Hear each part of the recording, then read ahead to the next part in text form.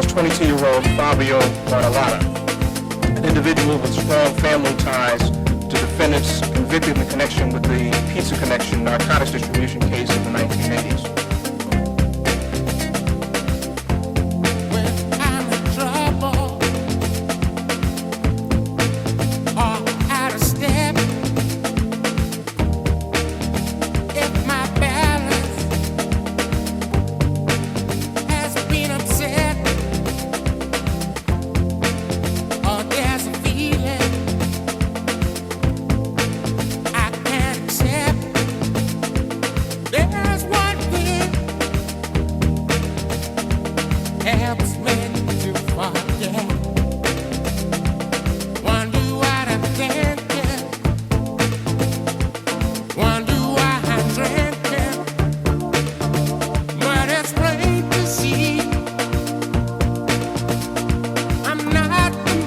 Out of a coffee shop in the Ridgewood section of Queens to have engaged in numerous armed robberies and other violent crimes across Queens County over the past. And it's a shame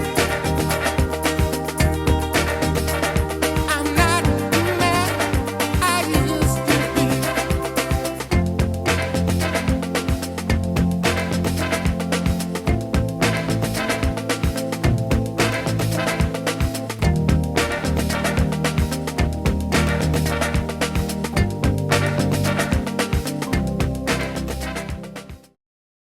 Hello and welcome back to 52 Topics with Frank Fiordolino. Ridgewood, a true story. Season 2, Episode 8. Spooked and Missing. So in Episode 7 of Season 2, things continued to get more serious. We spoke about the Ruizzi and Pagnazzi homicide, everything leading up to that. Little bit of the aftermath. So now we are at Episode 8. This is the season finale of Season 2. Frank, what's going on, man? This is the finale, the season finale of Season 2. And we're going to begin around January, February of 92. We ended with the Pagnazzi-Ruizzi murder. And there was an individual who got spooked by the whole ordeal. He didn't, according to him, he didn't know it was going to be a double homicide. He thought they were going to rob the individuals, and it turned out to be a double homicide. There was certain aspects of the double homicide that were pretty graphic, and he got pretty spooked over it. And that was Ricardo. Ricardo we didn't see him anymore after that. You know, and that's not, believe it or not, that's not rare in the mob. Guys think that that's what they want in life, and they've seen things in the movies, and all of a sudden they go, yeah, you know, I got what it takes, until it happens. And then you have a lot of people that just end up hanging out with their girlfriends, getting married, and just don't show, you know, we're lucky they didn't get picked up. There's guys that just disappear altogether. Like, fuck this. I mean, I seen what I gotta see. What am I next, you know? But that remains a liability then, because it's always in the perpetrator's heads that, like, where the fuck is this guy, right? Oh, yeah, for sure. For sure. I had a case where I came back from the Lamb, and there was a certain individual that I done a dirty deed with, and there was two of them. They were acting pretty weird. One got into drugs pretty big. Actually, the drugs in questions that we had robbed, he had used them all. But that wasn't the problem at the time, because he lost his business over it. I wasn't even stressing that. I was stressing that he would eventually talk. I had his own brother come to see me and tell me about that, you know, which was a concern, and a lot of negative thinking was starting to go through my brain. After the brother had told me himself, he goes, look, my brother ain't acting right. He's doing a lot of coke. Everything that was around. Okay, now you know the drugs. It's gone. So he goes, but I don't know what to tell you. He's acting fucking weird. I said, okay, thanks. You know, whatever. And then there was another kid that he was starting to wear crucifixes and stuff. And I was like, oh, fuck. You know, I'm in trouble here. You know what I mean? Yeah, like this guy found God all of a sudden. You never know, you know, what he's going to do. What he's going to do. Exactly. He was wearing beads and shit. So I said, okay. But in this case, we're dealing with, just to recap, we're dealing with Vito Guzzo, we're dealing with Bartolotta, we're dealing with Anthony Tabita, and we're dealing with Shiaka as well. Yeah. So, who actually is Ricardo's friend? Who actually they used to be inseparable at one point. They were involved in that drive-by. Ricardo opens up on the corner. He shoots all these leg shots, and he ends up getting caught, and they work him over. You know, they were together. They had a bond together, but this one didn't sit right with him. And years later, I found out he was hanging out with a childhood friend of his, and they would hang out in their basement all the time, just watching movies. But it shook him up pretty bad. Now, the second part of the story is Sammy DeFalco. Who is Sammy DeFalco? Sammy DeFalco was a partner in the Giannini's cafe and restaurant. Apparently, there's theories on what happened to him and how it happened to him. And I got to go on theories on this one and the government's case because that's what I got. So we're going to go from that. So one of the theories was that he was stealing from Baldo, and Baldo was pissed.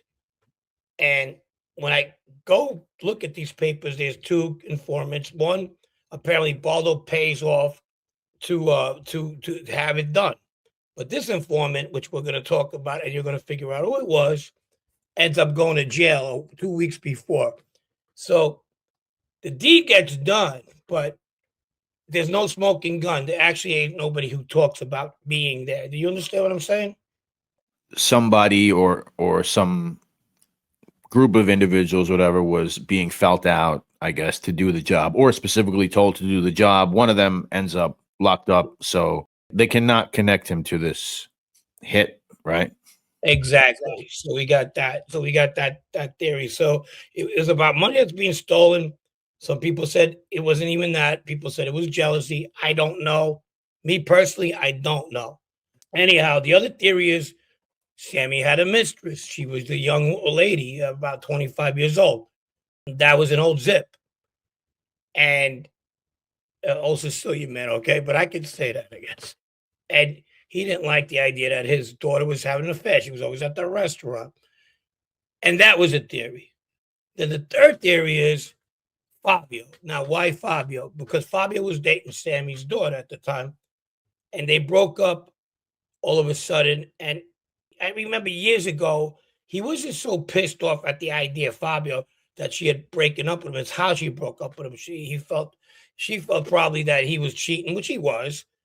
And she just looked for love in another place, and he found out and got pissed off about it. He was so pissed off about it that we knew that he actually stuck a gun in the kid's mouth that she was hanging out with, somebody that I grew up with too. And he didn't pull the trigger. I guess the kid got real fucking scared. But the father ended up going to Fabio's guy that was Patsy Conti, and he told him, look, he probably deserved everything, but his father's a friend of ours.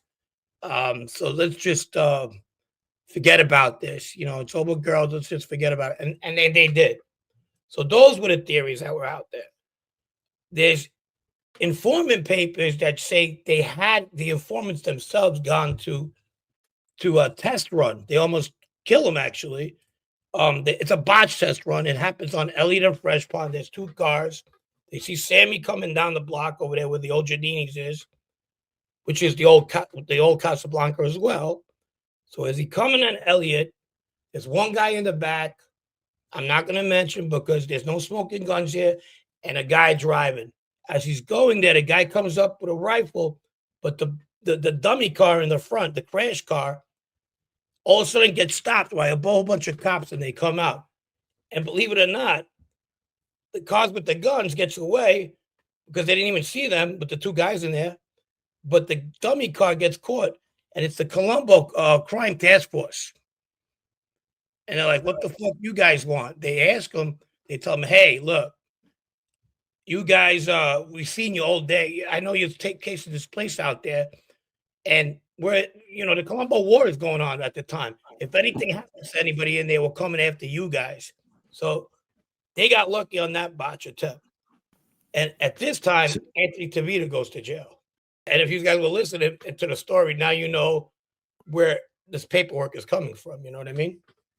Yeah, if you guys didn't see our biography we just put out on Anthony Tabita, some of his early beginnings, please check that out. So Anthony is going to jail. He cracks that off-duty cop over the head, protecting Joey Gambino, who he sees in the scuffle with this guy, and he is sent off. That was the one that sends him off. Okay, eventually, but even 2 weeks before that, he's involved in another. This is Anthony Tabita involved in another incident. And this is at Parkside. There was kids from Palace we had gotten into beef with years ago, maybe a year and a half ago, whatever. You thought it was water under the bridge because Ralph had a good relationship with kids at a spaghetti park in Corona. This is where the incident's going to happen. And you thought everything was squashed. It was this kid Frank and Mo. They hung out at the cafe over there. We were cool with that. However, Anthony must have fucked somebody up really bad, and he's coming out of Parkside with his girl.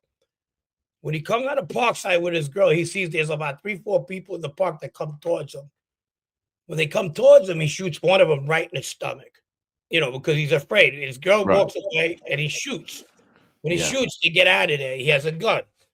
When they leave, of course, it goes to sit-down motion. Right. Well, this is Tough Tony's place, right? Parkside, Corona. He's livid. He's pissed off. This is a supposed Genovese captain's very popular restaurant. Yes. And he wants to kill him. He wants to kill this fucking kid. Who the fuck does he think he is? This is my place.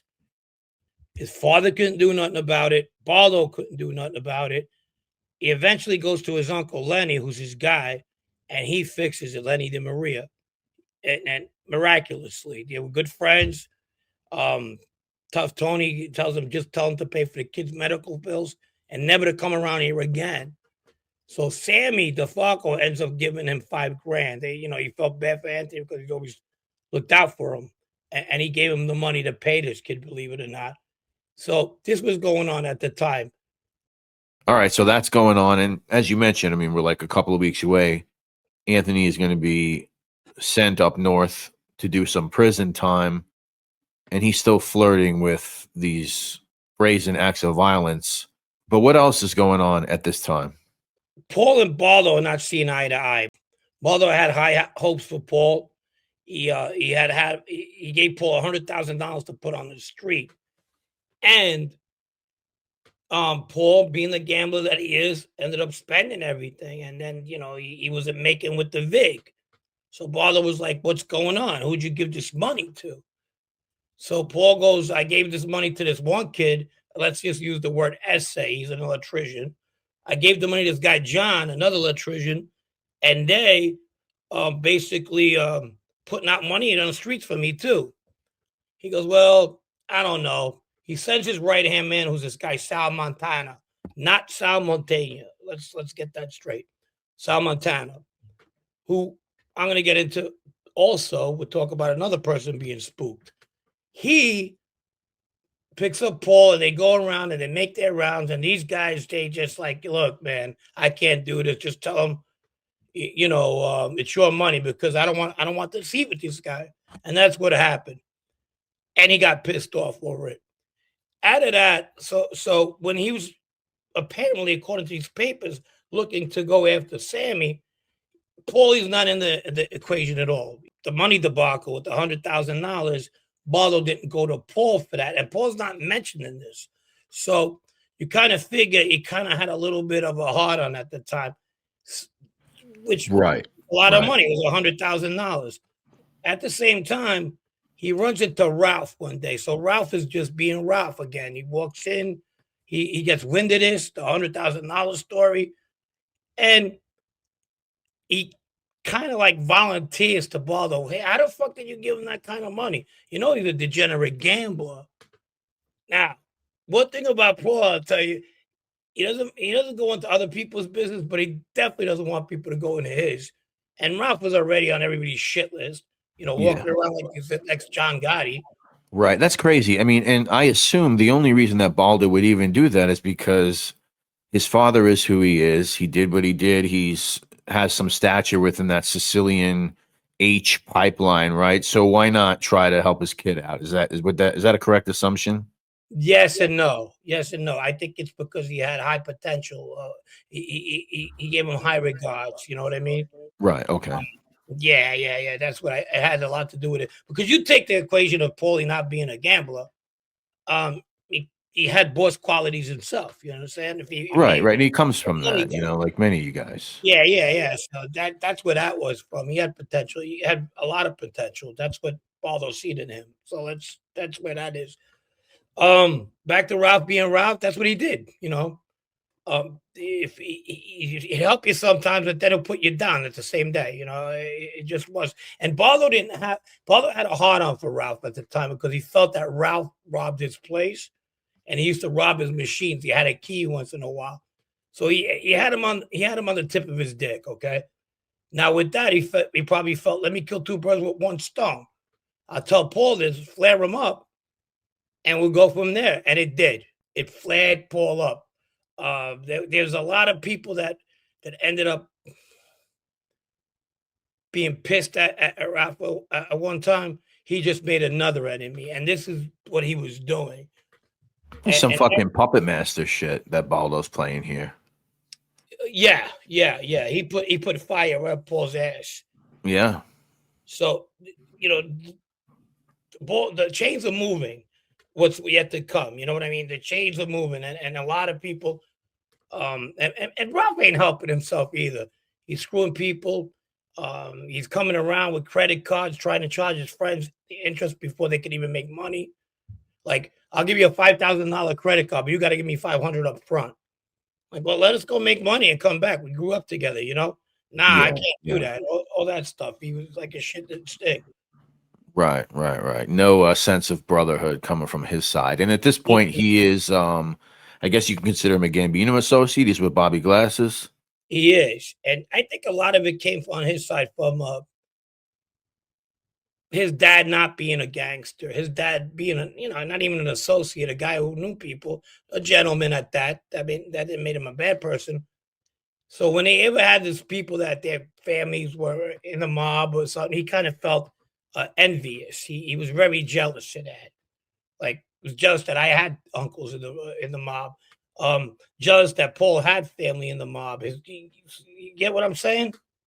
Yeah, I get it. Overcompensating, or what's the old term? Fake it till you make it, or whatever. Well, what's the difference between me and them? Look, they have family. I don't, but I'm a tough guy too. That kind of shit. Right. Yeah. No, it's unfortunate when you really look at it. It's actually really unfortunate. Yeah. Well, it was getting old. People were starting to get exhausted by it. This is what kind of led to what happened to him. I'm just gonna be very honest with you. And we talk about him every so on episode, and you kind of just see the writing on a wall. You know what I'm saying? Yeah. Ralph being Ralph as one of the themes of the show. Ralph being Ralph. Yeah. That's exactly what it was. Now you got Anthony going to jail. What's Fabio do? That's like his partner in crime. So he gets a new partner, his future wife's brother, Joe Shalara. They start hanging out together. Vito's hanging out with that clique too. And they start sitting on, and Clemenza as well. They start sitting on Vinny Unions. Dennis Gazzardo's still alive. That's Vito's captain, Vito's guy. He tells him, he gets diagnosed with cancer, and he tells Vito, listen, buddy, when it's time, I'm going to tell you something. And he ends up telling him who killed his dad, and on a hunting trip. And it was this Vinny Unions guy. And this is the irony about it. This guy knew them since they were babies. They grew up in the same neighborhood. He was up in Middle Village himself, the Vinny Unions guy. So he was like an uncle to these guys, to his family, Vito's family. So when this happened and they found out, he just seen red. He couldn't believe it. Or maybe he could, I don't know. And they were starting to sit on him, going to his house, looking for him. That was one of his favorite things to do, Vito. He'd have people go with him in certain places when he was looking for people. Either be the guy who shot him once, the guy who shot him the second time. He always was ready for that fucking. He didn't drink, he didn't smoke, Of course, he liked women. That's a good quality, right? Um, but he just didn't. That was his drive. You fuck with me, I'm gonna fucking get you. Yeah, so this is the late 1980s. His father disappears, right? Sometime in the late 80s, and it's Yes. somewhat of a hunting or boating trip or something with individuals that include Vinny Unions, right? His dad goes missing, and Vito at that time, his dad goes missing. He's in the criminal life. I mean, we've spoken about that. He's already in that life, and he gets absorbed by this Colombo guy by the name of Dennis Gazzardo. Did you know Dennis Gazzardo at all? He was an old timer, I guess an older at the time. Did you know him? Did you know anything about him? I used to see him around because he had a club on Metropolitan Avenue, not too far from me. But no, I was never introduced to him. Um, I kind of got introduced to a lot of the Colombo guys after Vito started hanging out with us. About a year or two. That's when I met a couple of like Sally Bread or the Catalano guy. There was many of them, and then on the side of my cousin as well, Dino Calabro. But no, that came after. That came after. Right, and this is the height of the Colombo War. You have the Arena faction versus the Persico faction. I don't know if Vito is worried about that or whose side he falls on. That's beside the point, but he is having this own little Colombo war of his own that nobody knows about. Well, yeah, because that's one that was personal to him, but at the same time, it was also a distraction that when a guy like Vinny Unions gets hit up with two people in the car, which we'll talk about it. Um, who did it? The Colombo War's going on, and he's an Orena guy. So Right. who the fuck did this? It must be a Colombo thing. So it kind of stalled the process of somebody went after. I don't think nobody gave a fuck at the time. It's a perfect distraction. It's a perfect distraction. But then there's me. All right. So what am I doing at this time? I'm hanging out with my friend Nat. I'm hanging out with Joe Grimaldi, and we're going to his place on Cypress Avenue. Next to them, there's this Serbian place, and I get to learn a lot about the car thieving business. These kids and they were a fun group. They were a happy group. They weren't a mean group, but very impressionable. So it kind of worked out. And I learned a lot about that. Well, we're going to get into that as the time comes. We talked about Pedge, and there was this kid Sasha and Marky Terragosa. There was a lot of the Galante kids who I'm going to bring up too. And that was like our clique forming at that point. But we were still very good friends with the other clique that was doing the most damage at the time. But that's what was going on. They started getting into like bank robberies, robbing stores, robbing cigarette vending places. And I'm talking about Vito, Fabio, Joe Shulara, and Clemenza. And eventually the kid Anthony Christopher comes out of jail too. And we'll talk about him, but he's a couple episodes away. So this is starting to format without Anthony Tabito, who's in jail right now. And he's having a little bit of a tough time at the time because I remember well, he was he was fussing over his girl. He thought some guy was trying to pick up his girl, and he kept on getting Fabio to go after the girl's supposedly guy she was seeing, and that didn't end up too good either. And we'll get to that too. I ain't working at that time, so I start playing the field a little bit. And the worst is about to come for me too pretty soon. So this is where we're at now. Finally, Sammy, they find Sammy, and he got killed. There's theories how it happened. Apparently, he was supposed to go to show somebody an apartment, a business, and he caught one in the back of the head. We'll leave that at that. And that was it. Robert Ellis from Fleet Street Auto Collision on St. Patrick's Day yesterday. We picked up a stolen vehicle for the New York City Police Department under their road tow program. Early this afternoon, our dogs are going a little crazy around the vehicle. Well, we investigated and opened the trunk and found a blanket with apparently a body tied up inside it, at which time we called the police department. They came, cut the blanket open, and found the deceased inside the vehicle. Pretty much says it. We want to thank you. Italian origin. What was your name again? Robert Ellis. How How old guy is he? Looked like a middle-aged man. It's Mid-40s. late 40s, probably early 50s. Well dressed. All his jewelry is still on his body. Apparently he had a close range gunshot to the back of the head. Exiting out his office.